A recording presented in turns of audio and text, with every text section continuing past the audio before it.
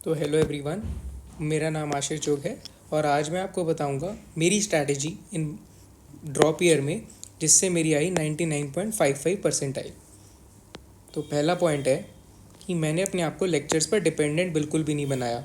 मैं day one से ही ये बिलीव करता था कि प्रॉब्लम्स को करना ज़्यादा इंपॉर्टेंट है रैदर देन सिर्फ लेक्चर्स देखते रहना, क्योंकि लेक्चर्स में टीचर सॉल्व करते हैं और उसको देखने से हम नहीं सॉल्व कर पाते।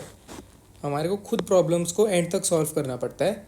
इसीलिए मैंने लेक्चर्स को सेकंड प्रायोरिटी पर रखा और मैंने सॉल्विंग सेशंस को ज़्यादा देखा, क्योंकि ऑलरेडी कॉन्सेप्ट्स मेरे काफ़ी हद तक क्लियर थे।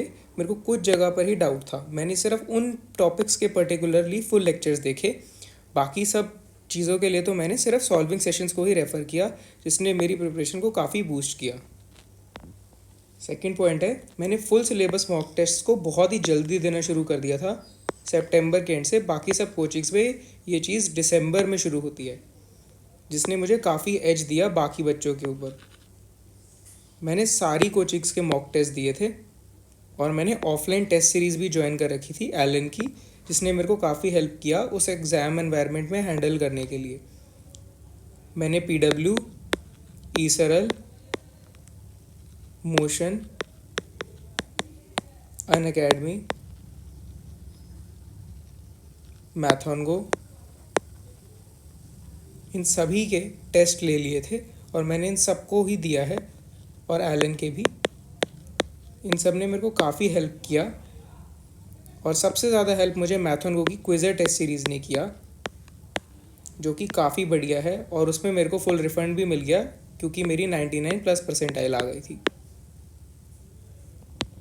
नेक्स्ट पॉइंट था कि मैंने लास्ट ईयर केमिस्ट्री को बिल्कुल इग्नोर मारा था, जिसकी वजह से मेरी केमिस्ट्री बहुत वीक रह गई थी और सिंपल से इनऑर्गेनिक क्वेश्चंस भी मैं नहीं कर पाता था।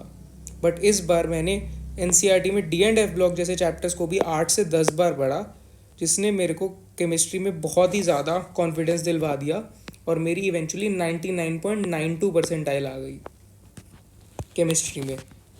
तो मेरे लिए काफ़ी अच्छी बात थी कि मैं अपनी वीकनेस को अपनी स्ट्रेंथ में कन्वर्ट कर पाया जस्ट बाय रोज़ रीडिंग NCERT और प्रॉब्लम सॉल्विंग करने से।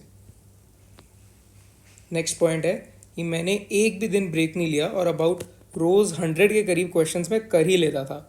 मेरा टारगेट सेट होता था अबाउट 150 क्वेश्चंस, उतना तो मैं नहीं कर पा रहा था, बट अबाउट 100 क्वेश्चंस मैंने डेली करे थे।